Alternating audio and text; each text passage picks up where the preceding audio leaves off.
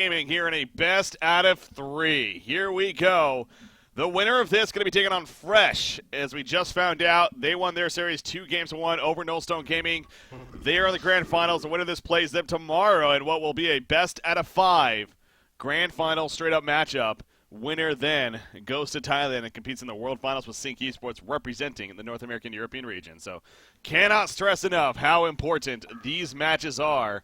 And again, Fresh so far, one of the two teams. Which team is going to be joining them? Well, we find out starting now. Minnie, of course, joining me once again as my co-caster. Minnie, welcome back.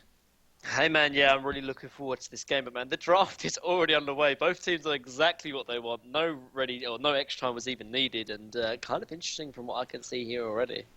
Yeah, definitely kind of interesting. And I think I know what you're getting at, too. And we'll start with the initial bans. It was Warbeast. What do we got? Warbeast, Flux, Jeraziah, and Gemini banned out. So how about that? Tree taking out the Jeraziah option in those initial bans. Dr. Repulsor in a Swift play. Nymphora in a Parasite. Now, Nymphora being played by Tree, worth noting there. And then Legionnaire in a Puppet Master. This is Willowkeeper, guys. Yep. This is a team that does not run jungle. They won't run it jungle, Breaky. That's the thing. They'll run it mid. 100%. They played it once the other time, and I'm not even joking. 100% of the scrims that I've seen from Tree, they've been running Legionnaire mid. Works incredibly well. They play it very efficiently as well, because what they do, they're running mid. They almost hope that they play against a melee mid. Doesn't matter if it's not really at the end of the day, but hope is mid. And then they stack up the jungle very, very well from the supports, because they always run a dual support lineup, so they have time to sort of stack the jungle. He rotates into the jungle. One of the supports rotates mid, soaks on experience, goes from there. Then Legionnaire gets a very early portal key and starts making plays with whoever he can. In this case, Dr. Pulsar, and it works really, really well. And Reason they better be ready for it, honestly, Break. So it's not necessarily creep skipping, because that is something we've also seen in the past. That comes to mind, but yeah, so what you're saying, we're not going to see that. Now, of course, we had Haunter Season 1, I believe it was the finals there. It was Stay Green versus the, whatever they call Stay Green EU, I think, basically, yeah. But they actually ran a Legionnaire Nymphora strategy with the creep skipping. It worked pretty well in itself, but they lost the game in the end, but it's actually a pretty cool idea. But yeah, so it sounds like that we're not going to see that here is what you're getting at. No. They're playing mid, and they'll just stack the jungle for him, get an early portal key, and try and make plays with Dr. Pulse, for example. Okay. I think Nymphora might even play the secondary support, because when Legionnaire obviously rotates to the jungle, mid is opened up for like someone to sort of take it. And obviously Nymphora needs those early, needs to get like early level 6 to have an impact. Or they could pick up a Thunderbringer. I mean, I don't know really at the end of the day. Well, Tree is the team of the unexpected. We've clearly stated that several times, and they are giving it here. Look at that, actually. Thunderbringer has actually been picked up twice before throughout the season, and both of them happen to be wins. So trying to work off of that right here and continue that win streak. But wow, a Thunderbringer pick. What could possibly be the logic here? Second support, maybe second support Thunderbringer. Like I said, Legionnaire will be rotating to the jungle very early on. Maybe level 5 gives a free lane over to Thunderbringer. The Thunderbringer support can work very well because, first of all, it works very well with the heroes they've got. They've got Legionnaire and Dr. Pulsar, pretty more so with the Legionnaire. With the ultimate or the global presence from obviously Lightning Storm from the Thunderbringer, the ulti, can get people down low enough to make sure they're in decapitation sort of range and they secure a kill.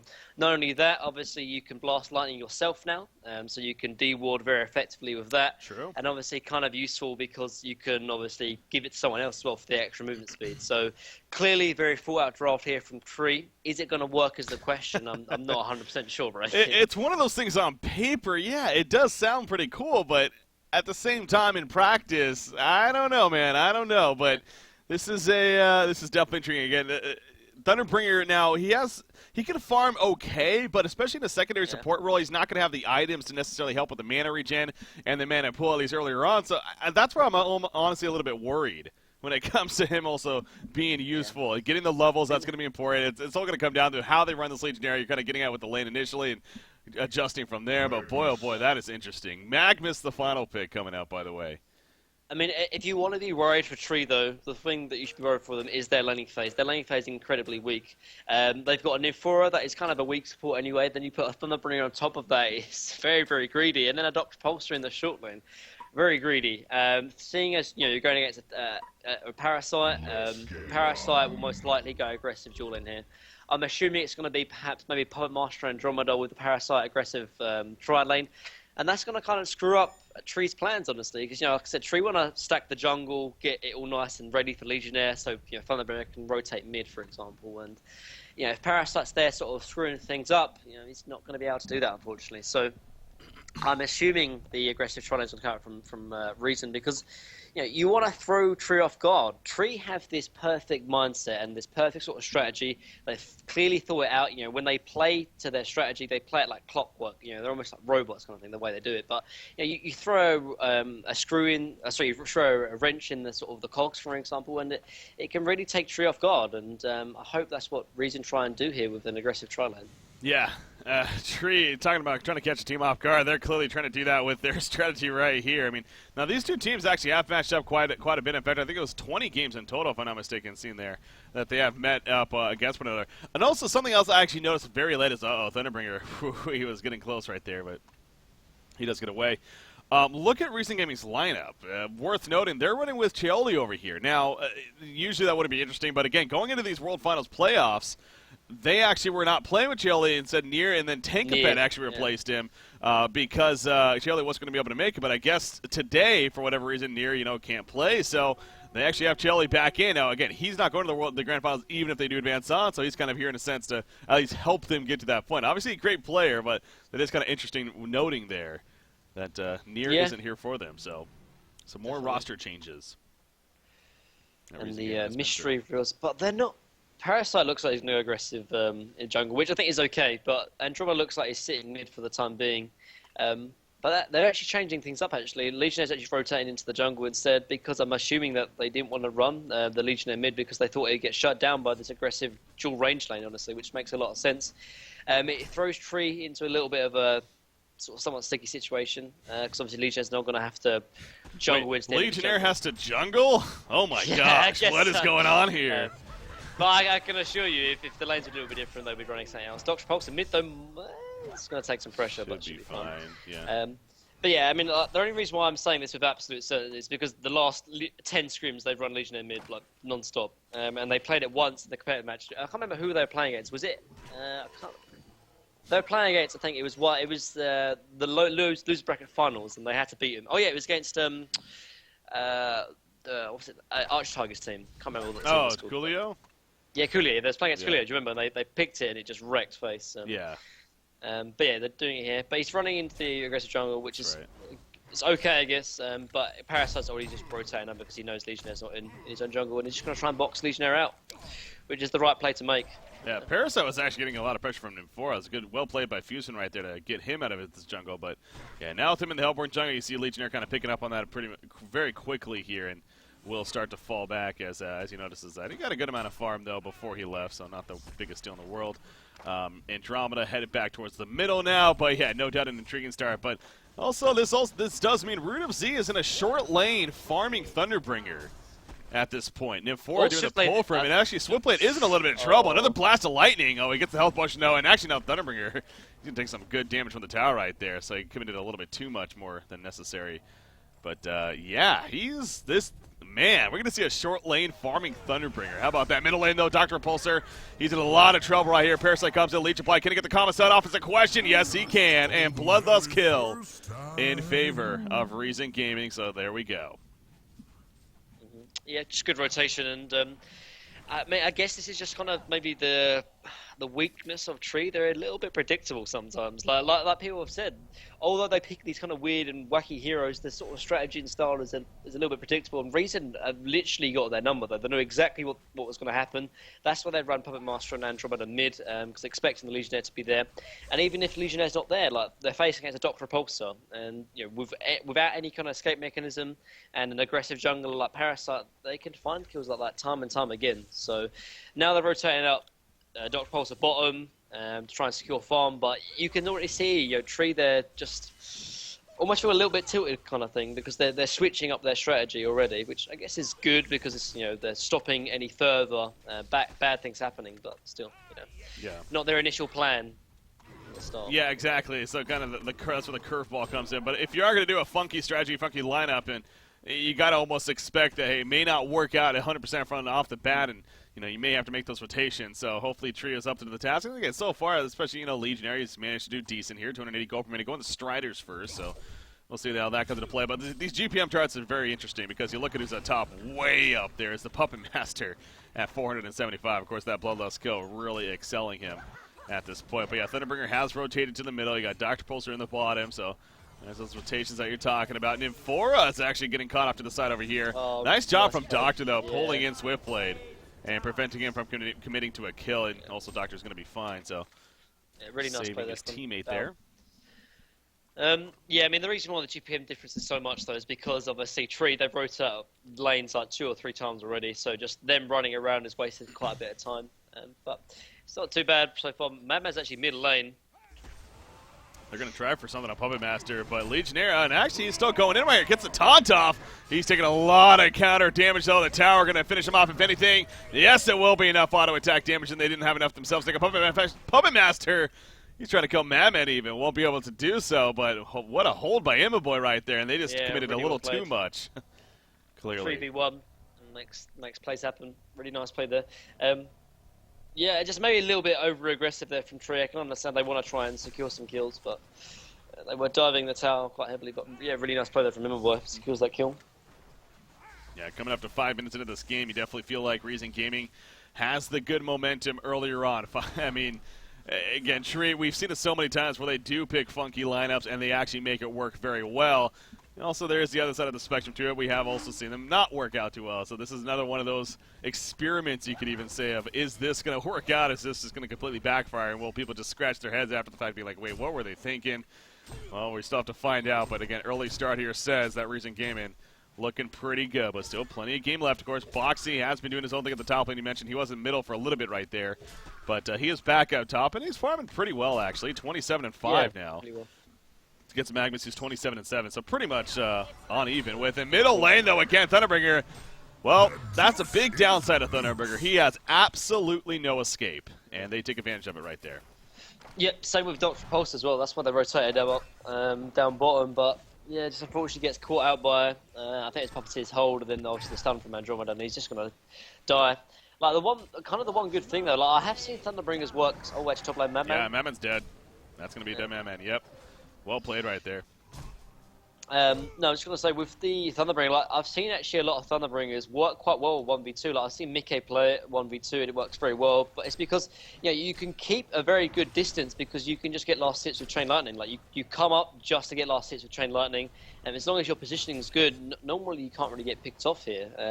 Obviously, you got to remember that Root of Z at the end is only a secondary support player, so maybe not that used to sort of positioning, for example, in lanes, which could play a factor. I'm not sure, but oh no, Andromeda running and gets come, so they're going to die big time right here. Swift Slash is easy kill on a Thunderbringer. That TP again, not nearly in time, and this is quickly getting out of hand in favor of Reason Gaming. Nearly 3,000 gold lead, 2,300 experience lead. Puppet Master 470 gold per minute right now. So Tree, they need to some way somehow really calm things down. I mean, Thunderbringer is going to be level 6 here in the near future, and maybe taking advantage of that for some kills to happen because they're still sitting on 0 right now.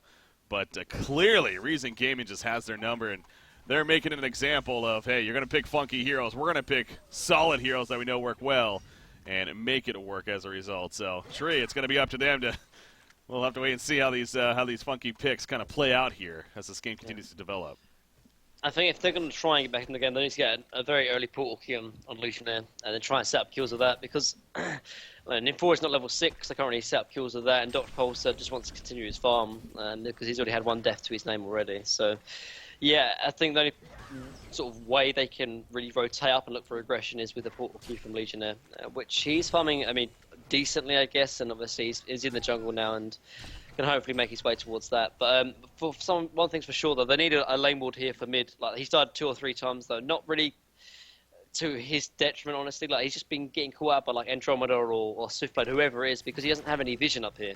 There's one vision or one ward down bottom, but no vision mid, which is hurting him quite a bit. Yeah.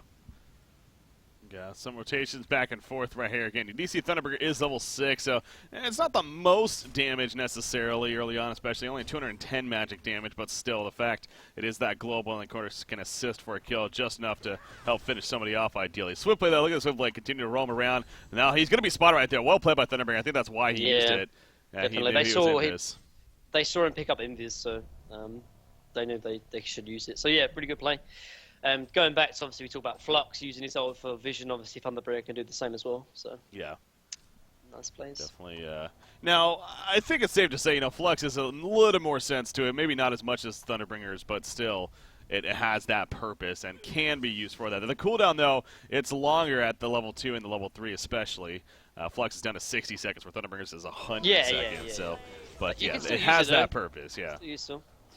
Still very, very useful. We saw that. You also mentioned the counter warding, and I think that's important to reiterate too. The fact that he can actually use the blast landing on himself now to be able to counter ward and assist with that if need be. You see, in fact, there's a ward site over here by the Ancients if you just happen to check. Now, it's not it's a good amount of mana that you're spending, 115 up to 135. So unless you're pretty much certain that there's one there, you don't just want to randomly be doing it. But don't know, like if he gets like a Ring of Sorcery, which I'm assuming he's going to get, it's always useful though, because like particularly where you want top lane Madman. Is Madman in trouble? He sure is. Eruption comes out. Madman's going to fall. Tank effect, this is a very comfortable hero for him, to say the least. Playing the Parasite. He's definitely known as one of the better ones on the scene, especially right now. And he gets an easy kill, or more so sets up a kill with Magnus right there. On to Madman at the top. Talking of Parasite, actually, like, I've been playing a lot of Parasite, actually, and like, Lex Talionis, man, is such a freaking good item on the hero. I've talked about how you can take one of the Lex Talionis debuffs on yourself, put it on someone else. But I didn't realize this, but if you ulti someone when you give him Lex Talionis, you actually give your own Lex Talionis debuff to the same person, so you can actually double Lex Talionis someone. It's actually, it's really ridiculous, man. Yeah, so you give them, so obviously the Lex Talionis gives obviously -5 armor and -3 magic armor. If you face hug someone who you've already used it on, you give them -6 magic armor and -10 physical armor. It stacks, really? Wow. It stacks, and it's like, it is the most broken shiznay ever. I'm not even, that should be fixed, because that does, like, I've seen people go like Lex Codex, right, and it just does so much damage, really, it really does. So, yeah. We barely ever see Codex on Parasite anymore, but with Lex Talionis, with that kind of interaction, like, I think it's almost better than Puzzlebox sometimes. It's I know what you got actually does that, and we've seen that sometimes lately. And it, it's so strong, honestly. Like, Puzzlebox is obviously good, good for team fighting and stuff, and maybe a little bit better, but if you're looking for pick-offs, which normally Reason Gaming are, I think Lex Codex is just the way to go, honestly. It's too strong to really pass up. Like, I think we're going to see a lot more Lex Codex Parasites, because just pick it up. It's such a good item, I'm not even joking. We saw Thunderbringer use his ultimate again simply for scouting purposes. He did fall back after that. So you look at Thunderbringer, though, he's only sitting on an Amulet of the Exiled Striders. Again, this is in a sense what was supposed to be a farming Thunderbringer. He was short lane initially, they swapped. He was middle lane. Sure, not the most ideal matchup, but still, I think it's safe to say he's definitely not anywhere close where they need and want him to be at 122 gold per minute. So, needing to get that up some way, somehow. Sustainer is finished on Balthazar, though, so we're going to see an early nullstone on him, actually. Going to be coming out on him. I think it's cool whenever you're playing against Puppet Master and you're a Dr. Repulsor, because the nullstone just gives you the second or two to be able to sort of fly away with ludicrous speed, because it obviously takes off one spell from Puppet Master, and that's all you need to get away. If you don't have that, Puppet Master can kill you time and time again, so it's very much cool. Yeah. Assassin Shroud just finished on Puppet Master, though, on the other side, and that's obviously a key item for him. Also, speaking of key items, Portal Key picked up on Magnus. Another one of those. Legionnaire is getting there. He has 1650 gold saved up. He's getting some good assistance from Nymphoria, it looks like, in the jungle. Doing a good job right there, and being a good assisting partner that Fusion tends to be, of course. So, well played on his part. And that Portal Key is going to be here shortly as a result for Legionnaire. So, again, his start, he had a death early on, and unfortunately getting pulled in a little too much into the middle lane. Ended up dying. But overall, his jungle's been solid. Yeah, they're just using it as a scouting tool. Like, that's 100% what they're using it for. 3 ultimates now for Thunderbringer. No near kill attempts. Just simply to scout out the vision, give information to your team. And That's a very interesting use of the ability, Yeah. and I think it's just going to continue, it seems like. Well, they just saved Balthazar's life, though. They saw a rotation from both Magnus and Andromeda. They also spotted a portal key from Magnus, so that's a really good play, honestly. It saved him the first time when the Swiftblade had Invis in the middle, and now it saved Balthazar bottom because they saw the portal key from Magnus. So I'm really liking this playstyle. Yeah. From Root of Z. Really good heads up play. Because, when are you going to use it, though? Like, I mean, you don't have portal key on Legionnaire yet, like I said. Yeah, but they're not making any kills happen unless they have portal key on Legionnaire. So, with the time being, I really do like what they're doing here. Very, very good play. Yeah, no, it does make sense. It's not something you may think about initially, but exactly. It's now again, it's a 120-second scouting tool basically that you're trying to use. Legionnaire. Oh boy, okay, yeah, he was getting a little too low for comfort. He does ultimately survive and helps finish them off. And again, he has enough for the portal key, which he may not be going actually. I mean, he's pulling up a little bit more gold. He should. But where else are they going to get initiation from? Doc's Repulsor without Nullstone or Shrunken, he's just going to die. So they have to get a portal key on him. He's going to buy it, I'm sure. Krake likes the Sanitarius, but yeah. No. That would just be silly. Goes the expected in the end. Oh, Hasted Madman. Hasted Madman is Invis on top of this, so the double rune kicking in right here. Let's see if they can make use of it is the question. The Thunderbringer doesn't have an ultimate up just yet. 20 more seconds on that cooldown. Oh, what a rev forward. Another rev forward, but he stalks away. Couldn't catch him. Oh, my gosh. That was well played on both sides. And that's like really heads up play. Yeah. But, he spotted those being placed. They're pushing in, though. They got portal key on Legionnaire, though. I don't think Reason realised, so they might be able to catch him, perhaps. Yeah, man, just finishing off some jungle stacks. Yeah, Boxy again, he has 2 deaths, but even with 2 deaths, he's nearly 300 gold per minute. Actually trying to steal some stacks here. I actually love his item builder as well, by the way. Sometimes he might be in trouble. Oh my god, Pubmaster. Oh man, that was so good. If Pubmaster does not show himself there, they're going to try and they're trying. Now Magnus is going to spot it though. Pubmaster knows what's up. Magnus stunts it immediately. Legionnaire is here, but with Madman here, they didn't realize he was here. That's a big difference maker. The Invis, is it going to be enough? It is going to be enough. Magnus eruption, they kill Legionnaire. They killed him for it. Legionnaire also in trouble. Oh, the big ultimate for Thunderbringer will finish off Pubmaster, but tackles Legionnaire somehow. Madman does escape with a TP over. So really, at least they get the kill on the Puppet Master. I mean, that's the good news, I guess. But yes, it does come with some casualties, of course, as we saw right there. It looks like Jelly, he's just reconnecting. Yeah, I think that wasn't too bad. Like, they lost Legionnaire, but he already had portal key up. Nymphora died, but she was already level 6, and Pubmaster died. So I think, obviously, probably a little bit in favour of Reason, but I think Tree will be happy with that exchange. I was just going to say before that engagement happened, actually, that I'm actually... Oh, no, I don't... I was going to say Madman's Iron Build, I really liked it, because he's just rushing Shrunken Head into Brutalizer. But it looks like now he's going to make his way into Energizer, which I'm not a big fan of, honestly. Like, Madman...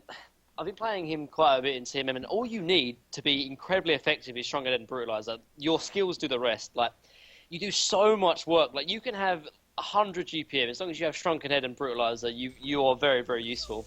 And I mean, he's got a good start, so I guess the build-up isn't too bad, but I think if you have a kind of a bad game with Madman, just go straight into Shrunken. And I know it's kind of weird going first time Shrunken, and it's kind of a little bit frowned upon. And it doesn't make a lot of sense in terms of on theory, but in team fights it just does so much work.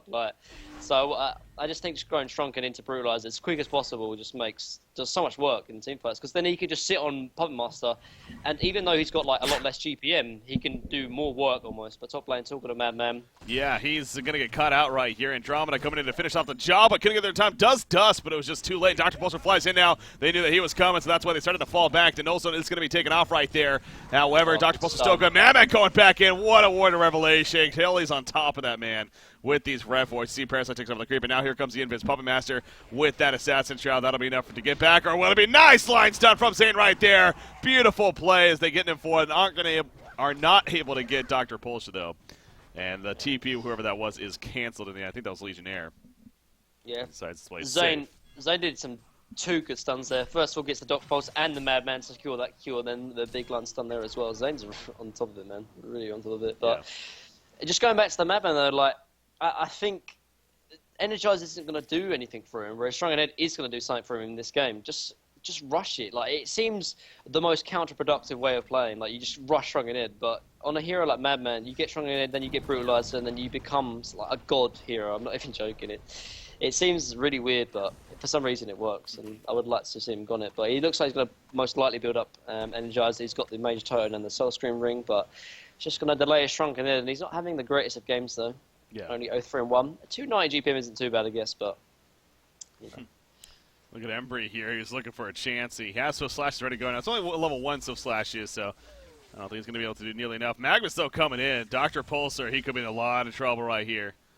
I don't know, though. Magmas, does he have an eruption? He does, but yeah, not the most comfortable setting up. They want to go for a guarantee kill, and that should be Thunderbringer. Is he just out of range, though? Look at the blast lightning speed, and he makes a juke. No! Oh, An Aurora snipe. Not often do we see. That does so little damage, man. Yet it some way, somehow is enough. Yeah, only 65 magic damage. But it snipes him out. Well played by it. Chili's on fire, man. It's good that they were able to get him to replace at least for today. He's done it, man. Yeah, really on top of it. Oh man, Lex on Android. That's still okay, I guess. But I think on Parasite makes even more sense because you can double Lex someone because it stacks. But still okay, I guess. Puzzlebox is going to be useful as well, just to drain the mana of like heroes like Legionnaire and Thunderbringer, as well as Dr. Pulsar that rely so much on mana. But I'm telling you, man, Parasite Lex is just so freaking strong. I'm not even joking. Like, I hope Parasite start picking up a lot more because this is a really legit item build. Swift play, no, just killing some ancients right here, but yeah, it's not going to be this game though. That puzzle box course is level 2 currently, actually. Again, Tankafed, a fan of this style especially, and level 3 is on its way, so you can, something like the Alk Bones. We talked about the Null Fireblade last series, something to try to maybe take it, or get rid of that. Nice kill on a Swift play, by the way. Yeah, Legionnaire and Nymphora porting in, so making use of that teleport. Thunderbringer. And obviously, yeah, Thunderbringer, well. Did he get the kill? No, he did it by crack, he got the kill, but yeah, he secured the kill. Secures it, yeah, it's the secure kill. Like, it works, it's a really nice synergy between Thunderbringer and Legionnaire, though, because obviously the Lightning Storm gets them low enough to get into decapitation range, so really nice play. And it's global as well, so he can have an impact, you know, doing something else on the map. So yeah, it's really nice synergy. Obviously on paper, it just didn't work out too well in the lanes, unfortunately. Because Reezy just had better rotations. So. I'm not gonna lie, it really, you know, with the way this game started, and honestly the stats suggest this is actually still a very good lead for Reason, but it does feel like Tree's starting to climb back a little bit. Yeah. And you know, I mean, Dr. Pulsar, and he's actually farming pretty well here. Yeah. For the time being, so. But, I mean, it is still an 8,800 gold lead and a 6,000 experience lead for the Hellborn team. There hasn't been like a real 5-on-5 engagement, really, has there, to be fair? And so, without those, you don't really feel it too much, honestly. But in the team fights, you'll definitely feel it, I think. Thunderbringer does have a ring of sorcery. Needed that. I don't know what he's going to develop into again. He was set up almost like he was going to get farm, but he is a secondary support in the end, so not necessarily getting the most farm at the same time. And his items are struggling as a result of that. I mean, is this a hero where we could actually see something like a Spell Shards on, or even a Spell Sunder? I've seen, whenever I've seen Thunderbringer, like, actually, it's quite funny. Nullstone played a lot of Thunderbringer when I was watching them in scrims, and Fuzzysloth or Noah would pick up Spell Sunder a lot, actually. It does a lot of work. But one thing that's really important, though, is that you have mobility with Thunderbringer. So you'll need Tablet before you go Spell Sunder. But I think, Spell Sunder, as well as Spell Shards, I think could do a lot of work here. I think one or the other. I think both would be maybe a little bit greedy, because I think maybe a sheep stick would maybe be a bit more useful, but I think Spell Sunder would be very, very useful. It's a lot of burst magic damage, which is obviously what synergies well with the Spell Sunder, because it's the dot effect only works if it's a lot of out and out burst damage instead of dot damage. So yeah, I think it works well, synergies as well, and does a lot of damage. So I could definitely see it if it gets to that point, obviously. Yeah, this Kongor attempt coming out right here. Ward of Sight over near the Ancients, and I think that might be, I don't know if Tree's going to pick up on it, though. They are sending at least Dr. Pulsar over there, looks like, and he's just going to farm for the time being. They are collapsing on it, though. It looks like they are somewhat aware, but, again, I just don't know if they're going to get there in time. Oh, there we go. Now it's a guarantee, but, oh, no, that was a tower. I was like, wait, Kongor just died, but that was a tower kill that just happened at the top lane in favor of the lead. Decided, you see they pop up the Veiled Rot looking for an attempt. Well played, because actually there was no fights on them initially, but I don't know if they're going to get anything. Oh, the Hell Cannon. That's... You know, the unfortunate thing, though, can't do much against that. And Parasite knows it. Dr. Pulse, though, he is going to be exposed right there. Here we go, stalking in from Boxy. Magnus does it. Dr. Pulse, the swap onto him. He's being locked down. He will be locked down to death right there. Now Legionnaire, he jumped in, though, with the top on. Boom goes the dynamite. He just drops like it's hot right there. And N4 also going to be picked off. Magnus wants more. Can he get more? He's going to stun Thunderbringer. Will his teammates be able to get there in time's of question? Oh, it might have been better to blast lightning himself, to be honest. I just don't know if it would have mattered. Yeah, he goes down, and Emo Boy picks up the kill in the end. So, now, Doctor, I mean, I feel like he had a little bit of time there to ludicrous speed, but he didn't. I agree as well. I think they could be a little bit of miscommunication, coordination. Perhaps someone or Tree were like, maybe let's try and get back. And then, Battle's like, no, we can fight this, and then that happens. But I agree, though. He was really far out on the front and just made for a very easy initiation from Zane and secured the kill on Doctor, and then after that it's like, what do they really have, unfortunately? But they secured the Congo kill as well. You are right, a team fight definitely shows us a different picture, and that right there was clear domination for Recent Gaming. And you look at the lead now, 13.5k gold and a 13,000 experience lead. Puppet Master going the very aggressive kill build, not only the Sash Shot of course, but into the Hellflower follow-up instead of something like a Whispering Helm or a Shrunken Head even. So that definitely helping right there as well, though. That's some good burst damage out. Look at the damage charts. Of course, Thunderbringer is on top by quite a bit. That's not too surprising. Drops off quite a bit, though, on his side, but kind of interesting note in there as well. Look at the Soul's Bulwark on Tank. Again, I know that he tends to do this too. He likes to build more of the utility, tanky style even. I think he also even sometimes gets like an Abyssal Skull if no one on the other team, or no one else is expecting to get it. But this time around, of course, Swiftblade as it picks up. So, I mean, I don't know, man. Willowkeeper, after seeing that fight right there, it's like, well, They have to get back into the game, not through team fighting, but getting pickoffs, and they have the ability to do so. They've got an Infura, which is kind of a very big thing. They've got obviously the Thunderbringer with the ulti, but the Legionnaire portal key as well. So if they're going to try and get back into the game, it's going to be through finding hero kills. It's just, can they find them is the question. Obviously, it's going to rely that Reason are sort of split up, which at the moment they're not. They're sicking us 5, and they should be as well. They've got Token on Puppet Master, they can rotate and try and take the tier 2 tower bottom, which they're going to try and do as well. Yeah. So. You see, once again, Thunderbringer just using it for scouting purposes, that ultimate of his. What is it even called? The Lightning Storm. I don't even know if I'm knowing that. It's called Thunderbringer Ultimate. Just sounds better. But anyways, bottom tower going to be pushed right here.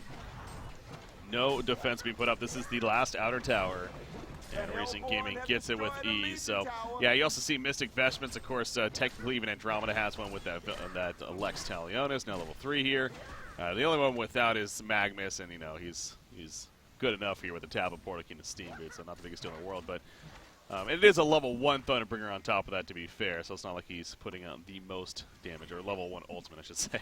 It's a level 10 Thunderbringer, but pushing into the base right here. Here we go. Well, he's doing like a quarter of all the damage done by Tree, so yeah, that's true. Very much needed. So. That's where it is necessary. That's a good point. Yeah, he maxed out the E, right? Yeah, one Chain Lightning. That's the right one to make. Lightning Rod, yeah, powerful tool. You'd only max out the Q if you're in tri-lanes, because E does a lot more damage in team fights. Yeah. But Q, the bounce, are very useful in tri-lanes, for example. So. Well, we got Denied. Deny on the tower at least, but the tower is dead, and that's what Recent Gaming came for. We got the Parasite Hell Cannon. This is so obnoxious, man. This is so frustrating. Because they got nothing that can kill it. Like, obviously, Magic Immune, so they can't spam it out with Thunderbringer. They can taunt it.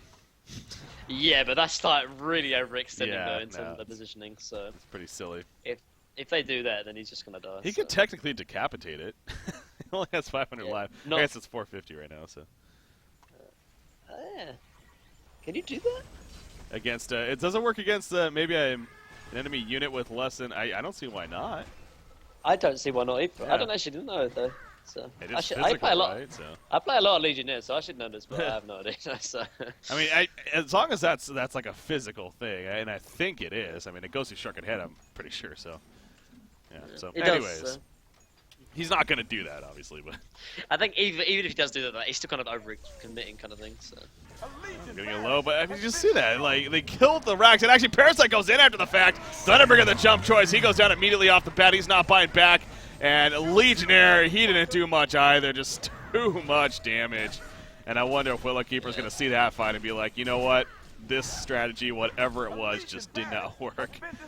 And let's move on to game 2, because Reason Gaming, this is just domination right now by them here. Yeah, they're just too far ahead. Like 15,000 gold lead just has too much weight in terms of team fights. So. But I do like the idea from Trio. Just unfortunately it didn't work out because Reason really did shut it down in the early laning phases. They've got a very aggressive lineup, and so I mean, don't get me wrong. If they could play this way without being interrupted by Reason, I think it would have worked out very, very well. But because Reason had the Parasite, because Reason had all these early aggressions, like a good roaming support in Andromeda, a lot of early aggression heroes like Puppet Master and Magnus, I think it was a little bit too greedy to try and go for that. Like, yeah. I can assure you, Fusion thought this out. In his head, he's like, oh look, we'll do this, we'll do that, and then this will happen, and this will be really good. And it's like, well, yeah, it's that that probably will happen, but you got to think about your enemy team as well and what their game plan is. And obviously, Reason, they really did foil the game plan here from Tree. And it's unfortunate because it would have been cool to sort of see how Tree would have run this, but unfortunately, it didn't work out, unfortunately. But it would have been cool to see, nonetheless. Yeah, it would have been cool to see. I was looking forward to some kind of creep skipping, man. That would have been really fun to see, but didn't come through there. They ran the jungle, and you know what?